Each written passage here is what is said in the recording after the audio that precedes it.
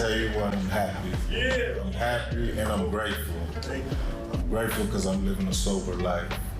I don't have to wake up in front of a liquor store and know how I got there or what I did the night before.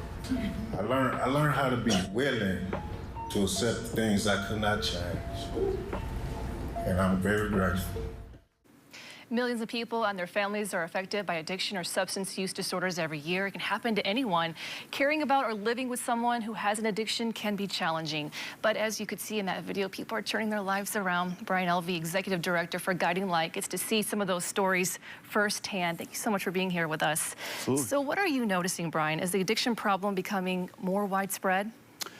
Yes, I think during COVID, they noticed a serious uptick in the amount of use of alcohol and drugs, and so I think we continue to see kind of an aftermath of that. So the latest numbers from SAMHSA, which is the governing body of the government that kind of follows those things, between 12 and 16% of the population over the age of 12 has what they call a substance use disorder, and that's a big number. Yeah, it is. So talk about Guiding Light and how you're trying to reach people dealing with an addiction.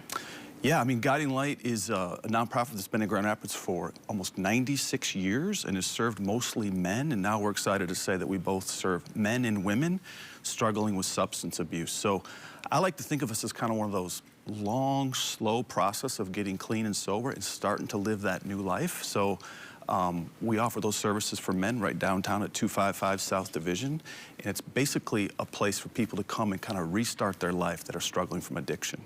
So someone said, okay, I need help. Walk us through that. What would that look like for that person? Yeah, they could go to our website at guidinglightworks.org, find the number for our intake at Guiding Light, make that phone call, and that first conversation needs to be between, well, the person and the intake person, and then we kind of ask them a set of questions, kind of try to figure out kind of where they're at in the process. And then hopefully if everything kind of checks out there, they can come on down. One of the cool things about Guiding Light is you don't need to have any type of insurance.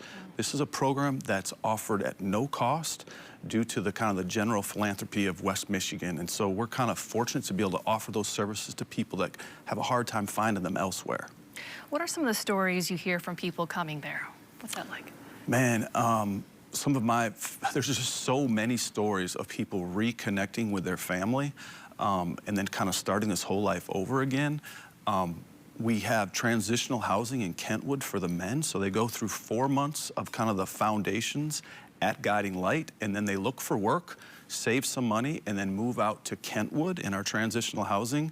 And the stories out there, each person's story is unique in a way on how that looks. But I think our average wage last year out there was over $20 an hour was what these men were making because they're showing up to work. And so they're kind of prospering in that way. But the biggest thing is the community that we have created of people of like minds. So all these men, they don't want to stay in this addiction, in the chaos. And so whether it's, you know, reconnecting with their family or their loved ones or their children, there's just so many stories of kind of like redemption there that it's very powerful. And you saw a little bit of that in the clip. How many people who are battling addiction come to Guiding Light each year, would you say, roughly? Yeah, about 90 people come to us a year, and those services are offered to these men. And it takes, if they come to 255, our men's part, they are there for about 6 months. And then if they complete that and go to the transitional housing, last year was right around 79% were sober after their first year. So a great number. And what we say to the men is trust the process. When things don't go your way, continue to kind of trust the process. And I noticed too that many of the employees are graduates of the Guiding Light Addiction Rehab Program. That's pretty neat. Yeah, we think that that's a better way to communicate. They've been there, they've done that. And it's amazing to see someone that's maybe just clean and sober 4 months. That really catches the attention of someone that just comes to us. So they're able to see that guy at 4 months, and they're kind of like, well, if he can do this for 4 months, maybe I can too. And so that's where that community starts to become stronger. And we think that's a big reason why we're successful with what we do. And so we're trying to do the same thing with the women. We started that in June of 2024, and we're really excited about how that's starting out. Wow, some great things are happening at Guiding Light. Thank you so much for being here with us, Brian. Thanks for having me. Appreciate it.